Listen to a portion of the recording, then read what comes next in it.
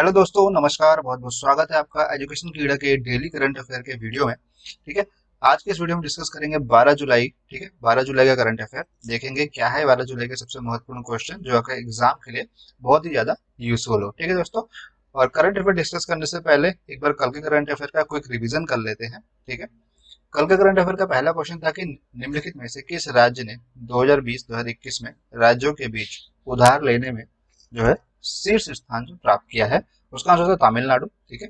अगला क्वेश्चन था कि इंडियन ग्लोबल वीक 2020 की आभासी सम्मेलन का उद्घाटन जो है वो किसने किया है। तो उनका उद्घाटन किया है भारत के जो प्रधानमंत्री नरेंद्र मोदी जी ने।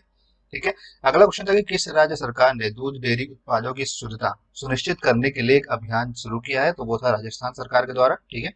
अगला क्वेश्चन था कि गूगल द्वारा गूगल प्लस का नया नाम क्या लॉन्च किया गया है। ठीक है। तो गूगल ने जो गूगल प्लस था, ठीक है, उसका नाम बदल करके अब उसका नाम रख दिया है गूगल करंट्स। ठीक है दोस्तों।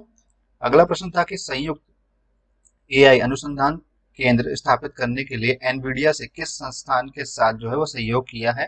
ठीक है। तो उसका आंसर था आईआईटी मद्रास। ठीक है। एनवीडिया ने और आईआईटी मद्रास ने जो है सहयोग करके पार्टनरशिप साइन करके जो है वो एक एआई जो है अनुसंधान केंद्र जो है बनाने वाले हैं, यानी आर्टिफिशियल इंटेलिजेंस इंस्टीट्यूट जो है बनाने वाले हैं। ठीक है दोस्तों। अगला क्वेश्चन था कि संयुक्त अनुसंधान के लिए आईआईटी पूर्व छात्र यानी कि आईआईटी एलुमनी सेंटर, ठीक है, परिषद ने किस संगठन के साथ जो है वो भागीदारी की है। तो वो भागीदारी की थी सीएसआईआर आईजीआईबी। ठीक है, CSR institute of genomics and integrative biology. ठीक है दोस्तों। अगला क्वेश्चन था कि यूनियन बैंक ऑफ इंडिया के एमडी और सीईओ जिनका नाम जो है राजकिरण राय को कितने साल का जो है एक्सटेंशन मिला है। तो उन्हें 2 साल का एक्सटेंशन मिला है। ठीक है, वो 2 साल तक अपने करियर अपने जो है पद पर दोबारा से कार्यरत रहेंगे। ठीक है। अगला क्वेश्चन था कि निम्नलिखित में से किस शीर्ष स्क्वैश खिलाड़ी ने हाल ही में सेवानिवृत्त की घोषणा की, रिटायरमेंट की घोषणा की है। ठीक है। तो उनका नाम है रनीम एल वैली। ठीक है। ये कहाँ के खिलाड़ी हैं? ये यूरोपियन मिस्र देश के खिलाड़ी थे दोस्तों। ठीक है दोस्तों। अगला क्वेश्चन था कि हाल ही में निधन होने वाले अमोदी गोन कूलीबेल किस देश के प्रधानमंत्री थे। तो वो है आइवेरी कोस्ट। ठीक है, आइवेरी कोस्ट के प्रधानमंत्री थे। आइवेरी कोस्ट एक देश है जो कि कहाँ स्थित है, वो स्थित है वेस्ट अफ्रीका में। ठीक है दोस्तों, अफ्रीका। और यहाँ की भाषा क्या है? यहाँ की भाषा है फ्रेंच लैंग्वेज। ठीक है दोस्तों। बात करते हैं आज के करंट अफेयर के पहले क्वेश्चन की। तो पहला क्वेश्चन है कि वैश्विक जनसंख्या मुद्दों के बारे में जागरूकता बढ़ाने के लिए किस दिन विश्व जनसंख्या दिवस जो है वो मनाया जाता है। ठीक है। World population day is observed on which date to raise awareness of global population issue. तो इसका आंसर है 11 जुलाई। ठीक है, 11 जुलाई को यह दिवस मनाया जाता है। डिटेल्स देख लेते हैं पूरी जानकारी के लिए। ठीक है। तो विश्व जनसंख्या दिवस जो है प्रत्येक वर्ष 11 जुलाई को विश्व स्तर पर जो है मनाया जाता है। ठीक है।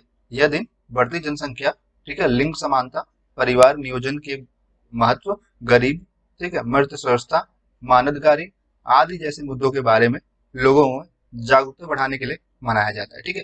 तो अगर आपसे कोई पूछे कि वर्ल्ड पॉपुलेशन डे क्यों मनाया जाता है, तो वो ये वजह है, इस वजह से मनाया जाता है। ठीक है दोस्तों।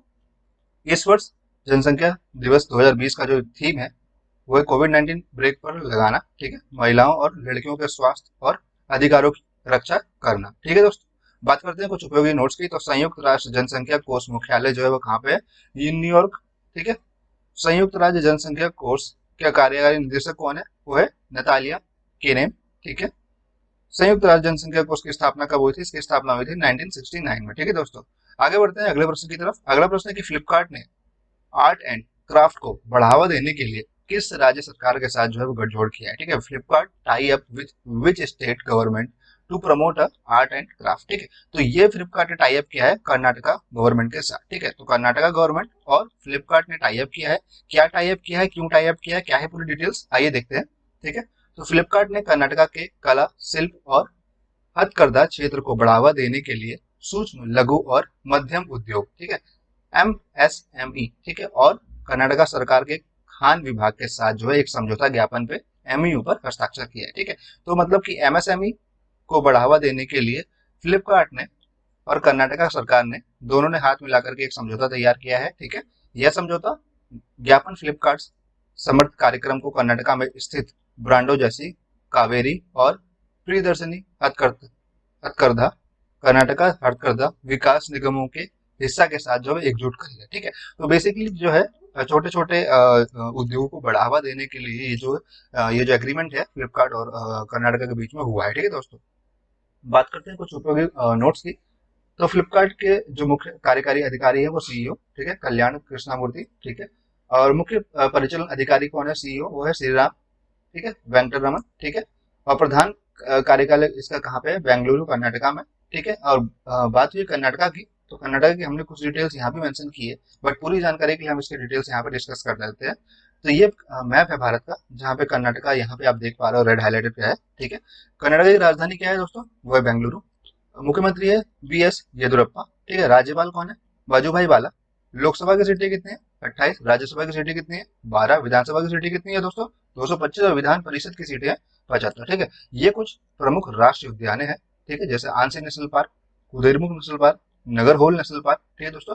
और प्रमुख बांधों की बात करें तो आलामट्टी कावेरी जो नदी पर स्थित है, और कृष्णा राज सागर बांध जो कि कावेरी नदी पर स्थित है, जो आपके एग्जाम के लिए बहुत ही महत्वपूर्ण डिटेल्स है, ठीक है दोस्तों। आगे बढ़ते हैं अगले प्रश्न की तरफ।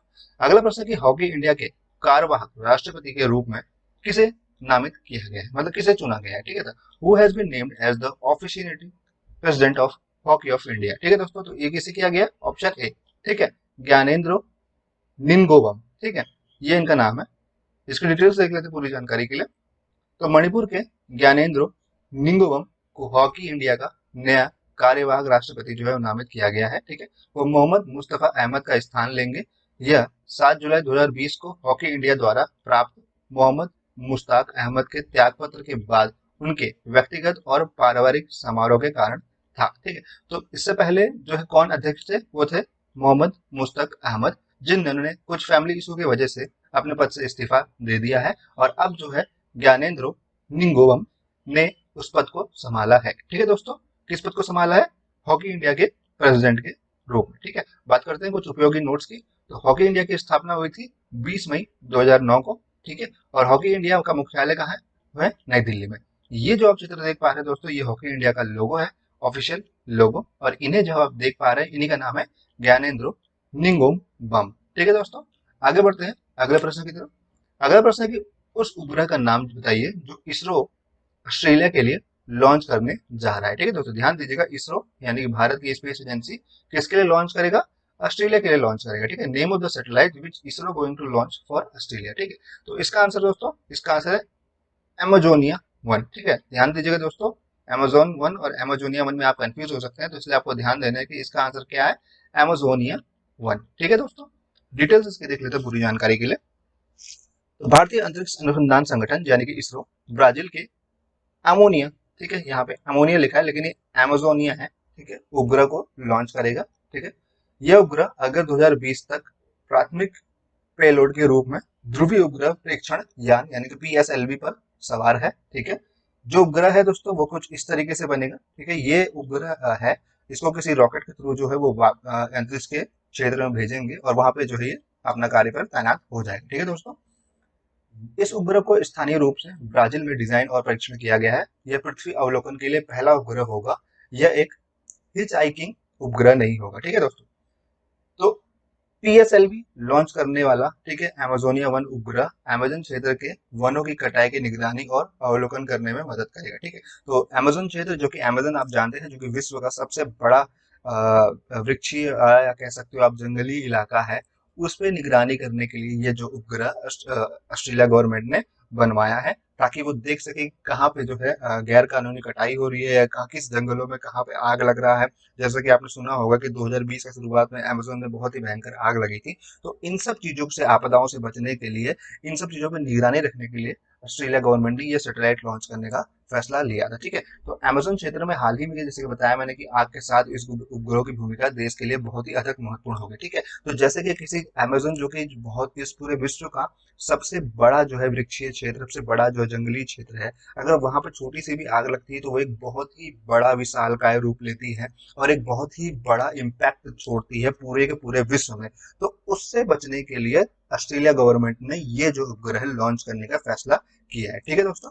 बात करते हैं कुछ महत्वपूर्ण नोट्स की। तो इसरो के निदेशक के रूप है के सिवन और इसका मुख्यालय है बेंगलुरु, ठीक है। इसकी स्थापना हुई थी इसरो के 1969 पे। ब्राजील की राजधानी है ब्रासिलिया।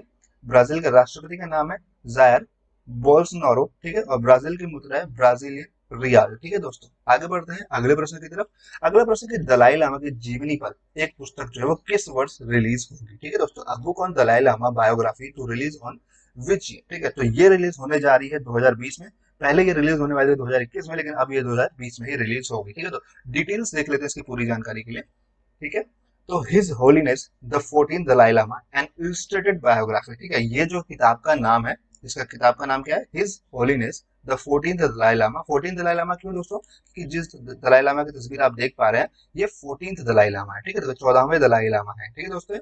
एंड इलस्ट्रेटेड बायोग्राफी, ठीक है, इनकी जीवन गाथा, ठीक है, नामक पुस्तक जो है 2020 में जारी किया जाएगा, ठीक है। पुस्तक जो है वो रोली बुक्स द्वारा प्रकाशित किया जाए, और पुस्तक में दलाई लामा के सबसे करीबी सहयोगी में से एक लेखक और 40 साल से अधिक वर्षों के सलाहकार, ठीक है, जिनका नाम क्या है, तेंजिन गे टैतनन है, ठीक है। तो इन्होंने वो पुस्तक लिखी है जिसमें वो 40 साल से अधिक से तक वो है दलाई लामा के सलाहकार रह चुके हैं, और वो काम कर रहे हैं उनके साथ। उन्होंने जो है ये बुक लिखी है, जैसा कि आप यहाँ पे देख पा रहे हैं, रिटन बाय क्या लिखा है, तेंजिन गैचे टैत होंग, इनके द्वारा ये बुक लिखी हुई है, ठीक है दोस्तों। और इस बुक में मार्च 1959 में भारत भागने के लिए मजबूर होने से पहले किताब इतिहास के एक महत्वपूर्ण हिस्से को झलक दिखाता है, ठीक है। मतलब 1959 में तिब्बत से मजबूरन जो इन्हें निकाला गया था और भारत आने में जो इन्हें मजबूर किया गया था, वहां से लेकर के अभी तक की कहानी जो है ये चीज यहाँ पे मेंशन की गई है, ठीक है। बात करते हैं दलाई लामा की, तो ये जो दलाई लामा है ये 14th दलाई लामा है। इनका जन्म जो हुआ था 6 जुलाई 1935 में, यानी कि 85 साल के ये हैं इस वक्त। जहाँ कहाँ पे इनका जन्म हुआ था, इनका जन्म हुआ था ताकसेल चाइना में, ठीक है। इनका जो फुल नेम है वो है लेमो थोंडुक, ठीक है। इनकी रेजिडेंसी है मैक्लोडगंज। मैक्लोडगंज कहाँ पे दोस्तों, मैक्लोडगंज है हिमाचल प्रदेश में, ठीक है दोस्तों, ध्यान रखिएगा इस चीज को। आगे बढ़ते हैं अगले प्रश्न की तरफ। अगला प्रश्न है कि किस पुलिस स्टेशन को देश का सर्वश्रेष्ठ पुलिस स्टेशन जो है स्थान दिया गया है, ठीक है दोस्तों। Which police station has been rank as one of the best police station of the country. बहुत ही इंपॉर्टेंट क्वेश्चन दोस्तों। तो इसका आंसर है नादेन पुलिस स्टेशन, ठीक है। यानी कि ऑप्शन ए सही आंसर है, नादेन पुलिस स्टेशन इसका सही आंसर है। और यह कहाँ पे स्थित है ये पुलिस स्टेशन, ये पुलिस स्टेशन स्थित है हिमाचल प्रदेश में, ठीक है दोस्तों। हिमाचल प्रदेश में यह स्थित है, और नाम क्या है, नादेन पुलिस स्टेशन। आगे देखते हैं पूरी डिटेल्स के लिए इसकी। तो जैसे मैंने बताया नादेन पुलिस स्टेशन जो है वो सबसे उच्च स्थान पे इसको रखा गया है। हिमाचल प्रदेश का एक देश का सर्वश्रेष्ठ पुलिस स्टेशन और राज्य का सर्वश्रेष्ठ पुलिस स्टेशनों में से एक के रूप में जो है स्थान दिया गया है, ठीक है। नादेन पुलिस स्टेशन हिमाचल प्रदेश के हमीरपुर जिले में स्थित है। ध्यान दीजिएगा दोस्तों, हिमाचल प्रदेश के कहाँ पे स्थित है, हमीरपुर जिले में स्थित है, ठीक है, हमीरपुर जिले में स्थित है। इस पुलिस स्टेशन को केंद्रीय गृह मंत्री अमित शाह द्वारा प्रमाण पत्र जो है प्रदान किया गया है। मतलब केंद्रीय मंत्री अमित शाह द्वारा इस पुलिस स्टेशन को भारत का सर्वश्रेष्ठ पुलिस स्टेशन की जो पद है वो दी गई है, ठीक है। पुलिस थानों की रैंकिंग गृह मंत्रालय भारत सरकार द्वारा की जाती है, और केंद्रीय गृह मंत्रालय द्वारा हाल ही में डीजीपी सम्मेलन के दौरान जो है एक समारोह में ये जो रैंकिंग है जारी की गई, ठीक है दोस्तों। बात करते हैं कुछ उपयोगी नोट्स की। तो एचपी की यानी हिमाचल प्रदेश के मुख्यमंत्री का नाम क्या है, उनका नाम है जयराम ठाकुर, ठीक है। और हिमाचल प्रदेश के गवर्नर का क्या नाम है, उनका नाम है बंडारू दत्तात्रेय, ठीक है दोस्तों। आगे बढ़ते हैं। अगला प्रश्न है कि जैक चार्ल्टन जिन्होंने 85 में पारित किया किस देश के लिए फुटबॉल खेला करते, ठीक है। जैक चार्ल्टन जिनका 85 साल की उम्र में निधन हुआ है, वो किस देश के लिए खेला करते थे, ठीक है। Jack Charlton who passed at 85 played football for which country. तो ये खेला करते थे इंग्लैंड के लिए दोस्तों, ठीक है। इंग्लैंड की तरफ से फुटबॉल खेला करते थे। डिटेल्स देख लेते पूरी जानकारी की। तस्वीर में जिन्हें आप देख पा रहे हैं उनका नाम है जैक चार्ल्टन। ये उनकी कम उम्र की फोटो है, और ये उनकी हाल ही की फोटो है जब उनका निधन हुआ है, ठीक है दोस्तों। तो जैक चार्ल्टन इंग्लैंड के फुटबॉल विश्व कप के नायक और लीड्स यूनाइटेड के दिग्गज, 85 वर्ष की आयु में उनका जो है निधन हो गया है, ठीक है। वो लंबे समय से बीमारी से जो पीड़ित थे।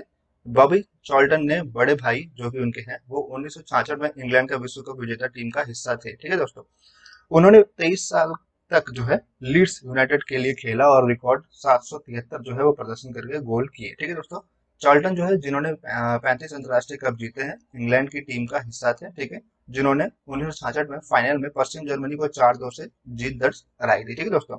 6 फीट 3 इंच के डिफेंडर और अपने छोटे भाई बॉबी को गले लगाने से पहले अंतिम सीट पर अपने घुटनों तक डूबने के लिए प्रसिद्ध थे, ठीक है दोस्तों। आगे बढ़ते हैं अगला प्रश्न की तरफ।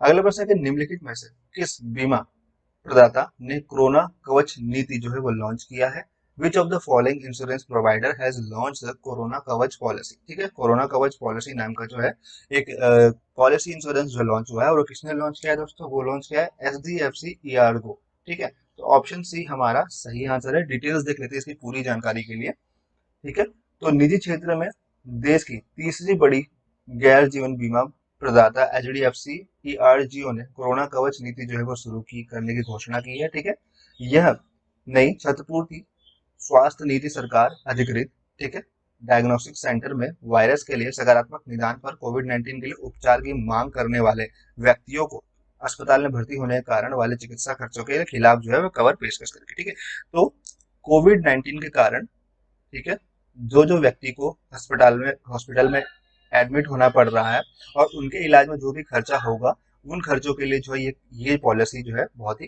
फायदेमंद होगी और उसी चीज के लिए ये चीज निकाला गया है। ठीक है दोस्तों, कोविड-19 के कारण अस्पतालों में भर्ती होने के लिए सेवा के विकल्प चुनने की स्थिति में पॉलिसी सड़क एम्बुलेंस खर्चा को भी जो है वो कवर किया गया है। ठीक है दोस्तों, मतलब कि सारे रिलेटेड खर्चे जो भी आपको कोविड-19 से रिलेटेड सारे खर्चे, आपको पॉलिसी का खर्चा हो, आप मतलब हॉस्पिटल खर्चा का हो, या आप एम्बुलेंस का खर्चा का हो, या फिर आप जो भी चीज के यहाँ पे खर्चे होंगे वो सब जो है वो इस पॉलिसी के अंदर कवर किया जा रहा है।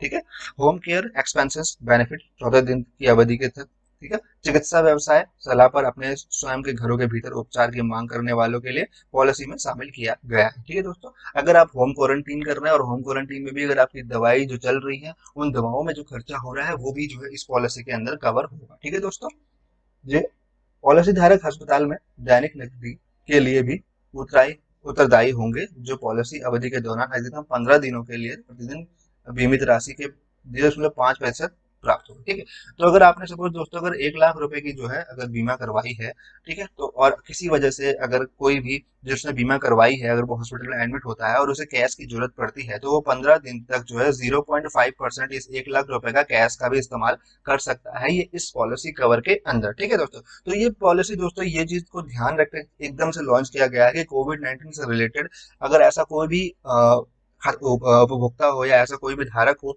जिसे कोविड-19 से रिलेटेड प्रॉब्लम्स हो रही है, इस वजह से वो हॉस्पिटल में एडमिट है या आपने दवाई कराया है, तो उसके सारे एक्सपेंसेस को इस पॉलिसी के अंदर कवर करने का हर एक ऑप्शन जो है प्रोवाइड किया गया है। ठीक है दोस्तों, आगे बढ़ते हैं दोस्तों। तो आज की वीडियो में बस इतना ही। अगर आपको हमारी वीडियो पसंद आई हो तो इस वीडियो को लाइक जरूर करिएगा। ठीक है, हमारी वीडियो को दोस्तों शेयर करना मत भूलिएगा और सबसे इंपॉर्टेंट चीज दोस्तों हमारे चैनल को सब्सक्राइब करना मत भूलिएगा दोस्तों, ताकि आपको ऐसी वीडियो रोज मिल सके। ठीक है दोस्तों, ये हमारी ऑफिशियल वेबसाइट है जहाँ से आप जाके आज करंट अफेयर और काफी इंपॉर्टेंट रीडिंग मटेरियल्स पढ़ सकते हैं जो आपके एग्जाम के लिए बहुत ही महत्वपूर्ण है। ठीक है दोस्तों, हमारे फेसबुक पेज को लाइक करना मत भूलिएगा दोस्तों।